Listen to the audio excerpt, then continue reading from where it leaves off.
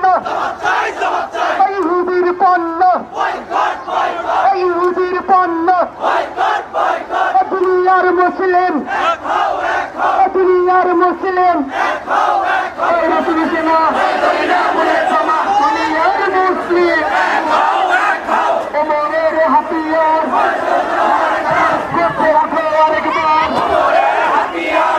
দুনিয়ার মুসলিম আমার ভাই বলল কেন